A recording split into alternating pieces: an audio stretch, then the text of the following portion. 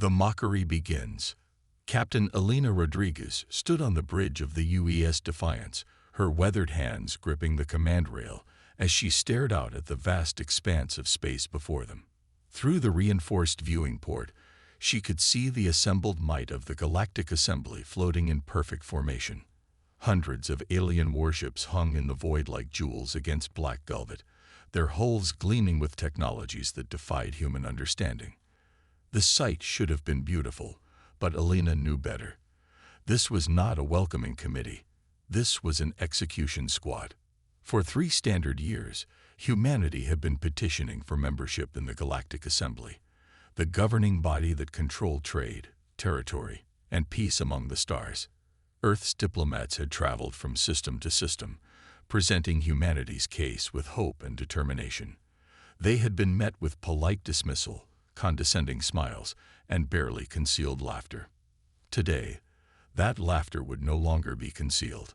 Commander Alex Torres, Elena's first officer, approached with a grim expression. His dark eyes reflected the same mixture of defiance and concern that had been growing among the human fleet for weeks. "Captain, we're receiving a transmission from the Assembly flagship. Ambassador Thex, Nor requests your immediate attention." Elena nodded curtly. She had been expecting this moment ever since Earth's fleet had arrived at the designated coordinates in neutral space. "Put him through." Ship-wide broadcast. The main view screen flickered to life, revealing the imposing figure of Ambassador Thex Nor of the Cytherian Empire. The alien stood nearly 3 meters tall, his crystalline exoskeleton shifting between deep purples and electric blues. 4 arms gestured with practiced diplomatic grace, while his 6 compound eyes regarded the human captain with what could only be described as amused contempt. "Captain Rodriguez of the primitive Earth vessel," Thex Nor began, his voice carrying the musical quality typical of his species. "I address you not just as a representative of the Cytherian Empire, but as the elected voice of the entire Galactic Assembly. Today marks the end of humanity's ambitious delusions." Elena remained silent, allowing the alien to continue his prepared speech. Around the bridge, her crew exchanged tense glances. They all knew what was coming. "For 3 years, your species has pestered the civilized galaxy with requests for membership, for recognition, for what you call equality among the stars." Thex Nor's laugh was like wind chimes in a hurricane. "Today, we grant you the clarity you have so desperately needed. Observe." The view screen split, showing live feeds from across the galaxy. Elena watched as representatives from dozens of alien civilizations appeared in smaller windows. The serpentine Nexari coiled in their council chambers, hissing with laughter. The machine minds of the synthetic collective processed amusement through their quantum matrices. Even the peaceful, luminescent Etherians glowed with what Elena recognized as pity. "Behold the united voice of galactic civilization," Thex Nor continued. "From the warrior clans of Drakmor to the merchant princes of Vega Prime, from the hive minds of the Zephyrian swarm to the ancient wisdom keepers of Andromeda's edge, all are in agreement. Humanity is not ready. Humanity will never be ready." Lieutenant Sarah Kim, the communications officer, whispered urgently to Elena. "Captain, I'm detecting massive energy buildups across their fleet. They're charging weapons systems." Elena raised her hand slightly, signaling for patience. She needed to hear this through to the end. "Your technology is laughably primitive," Thex Nor declared. "While our ships navigate through the 4th dimension, yours crawl through 3-dimensional space like insects on a flat surface. While our weapons manipulate the very fabric of reality through 5th and 6th-dimensional matrices, your crude projectiles and energy beams cannot even penetrate our basic shielding." The alien ambassador gestured grandly, and the space around his flagship began to ripple. Elena watched in fascination and growing dread as the massive vessel seemed to fold in on itself, disappearing from 3-dimensional space entirely before reappearing several thousand kilometers away in an instant. "This," Thex Nor announced, "is 4th-dimensional translation, something your species will not achieve for perhaps another 1,000 years, if you survive that long." But wait, there is more to show you. 3 more ships from different alien races began their own demonstrations. A Nexary cruiser phased through what appeared to be solid matter, its hull existing in multiple dimensional states simultaneously. A synthetic collective dreadnought fired a weapon that seemed to curve around space itself, striking a target that should have been completely shielded by intervening asteroids. An Etherian lightship began to pulse with energy that Alina's instruments couldn't even properly detect, existing partially in what her science officer called dimensional spaces beyond conventional physics. 5th-dimensional phase technology, Fex Nor explained with obvious satisfaction. 6th-dimensional weapons that ignore conventional space-time barriers. These are the minimum requirements for membership in our assembly. These are the technologies that separate true spacefaring civilizations from planetary primitives. Alina felt her jaw clench. Behind her, she could hear her crew shifting restlessly. 3 years of diplomatic rejection, 3 years of condescending treatment, and now this public humiliation broadcast across the galaxy. But she also heard something else in the background. A subtle electronic chime that only her crew would recognize. The signal she had been waiting for. While Ambassador Thex Nor continued his demonstration of galactic superiority, Alina's mind wandered to events that had been unfolding in secret for the past 4 years. Deep beneath the Atacama Desert on Earth, in a facility that officially didn't exist, Dr. Marcus Chen had been leading humanity's most ambitious scientific project. Project Nexus had begun the day after first contact with alien civilization. While Earth's diplomats pursued official channels and humanity's military built conventional fleets, Dr. Chen and his team of theoretical physicists had been asking different questions. They weren't interested in copying alien technology or begging for technological gifts. They wanted to understand the fundamental nature of dimensional manipulation itself. Dr. Chen, a quantum physicist who had spent his career studying the intersection of consciousness and reality, had proposed a radical theory. If aliens could manipulate the 4th, 5th, and 6th dimensions, what lay beyond? Were there 7th, 8th, or even 9th dimensions? And if so, what kind of power might exist in those higher realms? For 4 years, working with unlimited funding and the brightest minds humanity could gather, Project Nexus had delved into mathematics that made Einstein's work look like basic arithmetic. They had built machines that existed in multiple dimensional states simultaneously. They had created power sources that drew energy from dimensional folding itself. And 3 months ago, they had achieved the impossible. Alina's reverie was interrupted by Fex Nor's increasingly aggressive tone. The Galactic Assembly has reached a unanimous decision.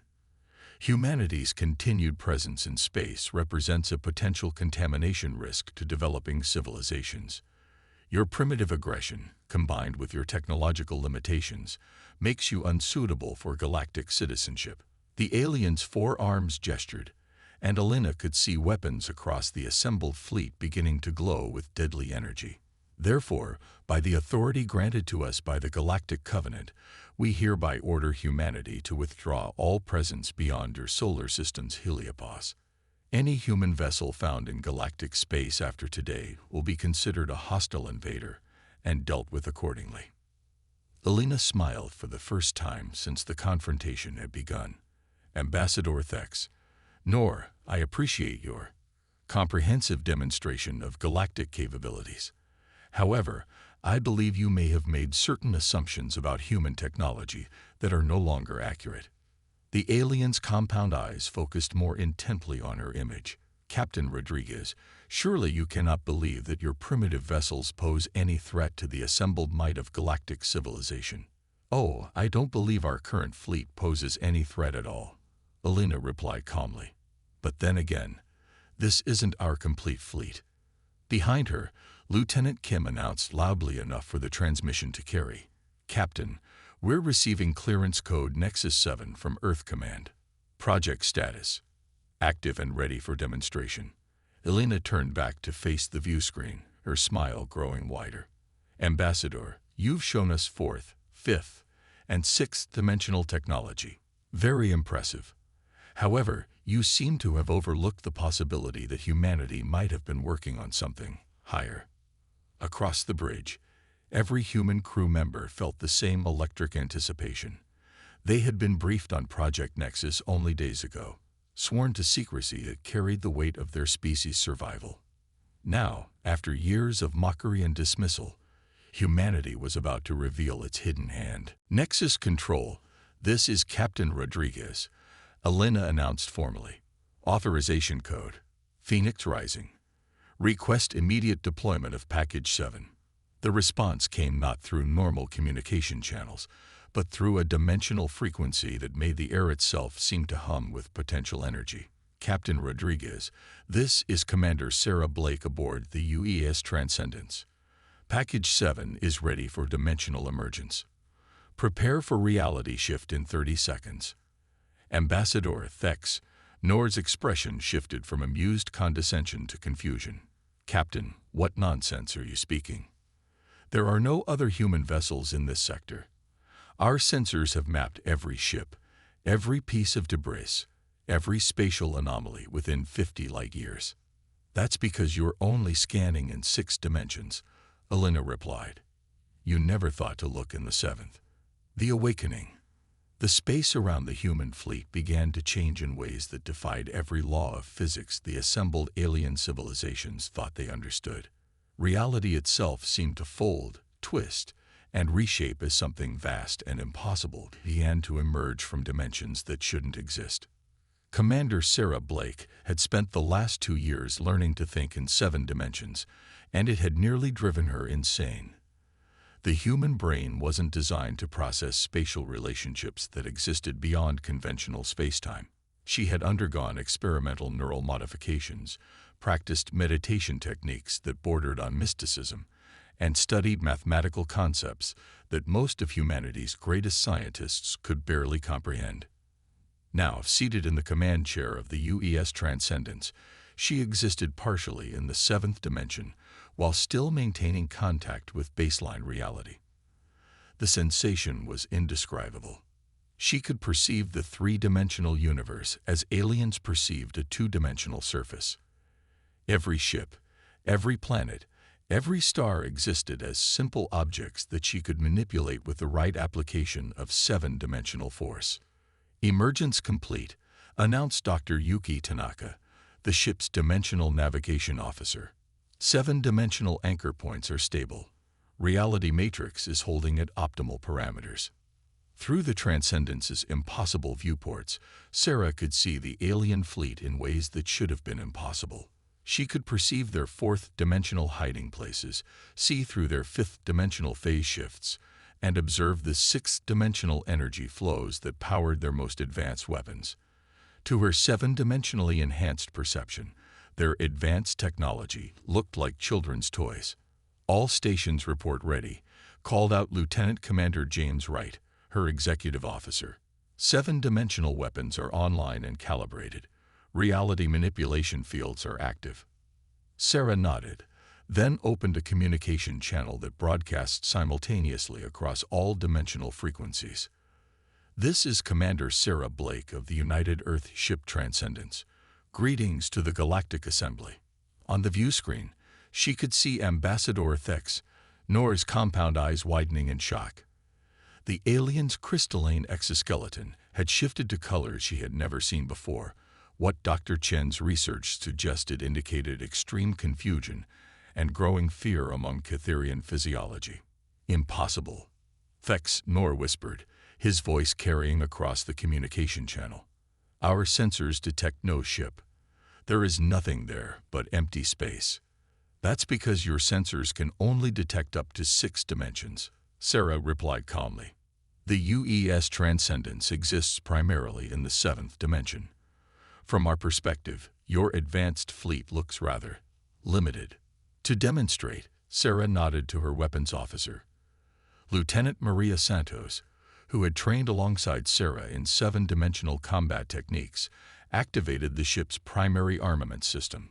What happened next would be discussed in xenobiology and physics departments across the galaxy for centuries to come. The Transcendence didn't fire conventional weapons.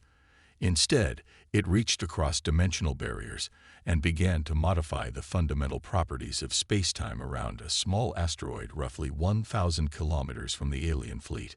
Sarah's crew watched as the asteroid's molecular structure began to change at the quantum level. Its atomic bonds shifted, its gravitational field inverted, and its relationship to the spacetime continuum became fluid. In the space of 30 seconds, the asteroid transformed into what could only be described as a four-dimensional sculpture that existed simultaneously in multiple states of matter. It was solid and gaseous, hot and cold, present and absent. It defied every law of physics that the assembled alien civilizations had spent millennia cataloging and understanding. This, Sarah announced, is seventh-dimensional matter manipulation. We can rewrite the fundamental laws of physics within localized spacetime regions. Your shields, your weapons, your dimensional hiding places, they all exist within the framework of conventional physics. We exist beyond that framework. The reaction across the alien fleet was immediate and dramatic. Ships that had been confidently advancing suddenly began retreating. Emergency communications flooded every frequency as military commanders demanded explanations from their science officers. The synthetic collective's machine minds began processing calculations at their maximum capacity, trying to understand what they were witnessing. Ambassador Thex, Nor's voice carried a tremor that hadn't been there before. How is this possible? Our greatest scientists have been studying dimensional manipulation for over 10,000 years. The mathematics alone should have taken your species centuries to develop. You assumed we would follow the same path you did, Sarah replied. You studied the dimensions in order, moving from the third to the fourth to the fifth and so on. But human scientists approached the problem differently. We studied consciousness itself, the observer effect in quantum mechanics, the relationship between mind and reality. We didn't work our way up through the dimensions. We leaked directly to the seventh. Dr. Tanaka called out from her station. Commander, I'm detecting massive energy buildups across the alien fleet. I think they're preparing to attack. Sarah smiled, and the expression was visible to every alien commander watching the transmission. Let them try. The first attack came from the Drakmor warrior clans, whose battle hunger had overcome their confusion. A massive dreadnought armed with sixth-dimensional plasma cannons opened fire on the empty space where their sensors insisted the human ship should be located. The plasma bolts, each carrying enough energy to vaporize a small moon, passed harmlessly through the space occupied by the Transcendents. To seven-dimensional perception, the attack was like trying to damage a three-dimensional object by drawing lines on a two-dimensional surface. Sarah's response was swift and terrifying in its implications. The Transcendents reached across dimensional barriers and began to modify the quantum structure of the Drakmor dreadnought's weapon systems. The ship's crew watched in horror as their plasma cannons began to fire backwards, directing their energy into the ship's own power core. Not enough to cause damage, but enough to demonstrate complete control over their most advanced technology. Stop. The Drakmor commander's roar echoed across all communication frequencies. Impossible. Nothing can reverse our weapon's energy flow. In 7 dimensions, Sarah explained patiently, the concepts of forward and backward become rather arbitrary. We could just as easily make your weapons fire sideways, upward through time, or into pocket dimensions that don't currently exist. The demonstration sent shockwaves throughout the assembled fleet. If humans could manipulate weapon systems that existed in the 6th dimension, what else could they do? The implications were staggering and terrifying. Ambassador Thex, Nor's voice had lost all of its earlier condescension. Commander Blake, surely you understand that this changes everything. The balance of power, the structure of galactic civilization itself, everything we have built over millennia. It does indeed change everything, Sarah agreed. For too long, this galaxy has been controlled by those who happen to achieve dimensional manipulation first. You've used your technological advantage to suppress younger races, to maintain your positions of power, to decide who deserves to exist among the stars. She gestured, and the Transcendents began to demonstrate capabilities that left the alien commanders struggling to comprehend what they were witnessing. Space around the ship began to fold and reshape itself. Stars became visible that should have been blocked by intervening matter. Energy began flowing in directions that violated basic causality. Humanity doesn't want to conquer the galaxy, Sarah continued. We want to change it. We want to build a civilization based on cooperation rather than domination, on sharing knowledge rather than hoarding it, on lifting up developing species rather than suppressing them. The Etherian delegation, known throughout the galaxy for their wisdom and peaceful nature, was the first to break ranks. Their luminescent representative's voice carried across the communication channels with unprecedented urgency. The humans speak truth that resonates in dimensions we have never perceived, the Etherian announced.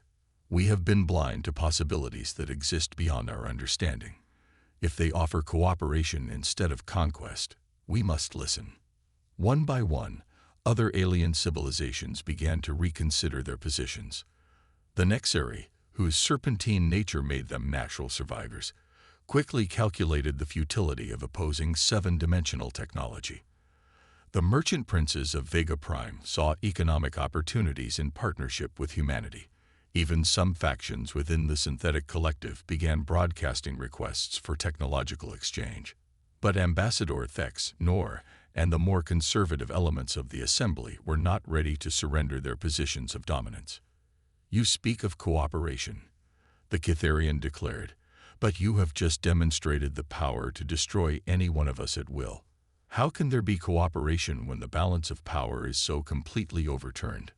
Sarah's expression grew serious. Ambassador, you're absolutely right. The balance of power has been overturned. For the first time in galactic history, the most powerful military force is controlled by a species that doesn't want to use it for conquest.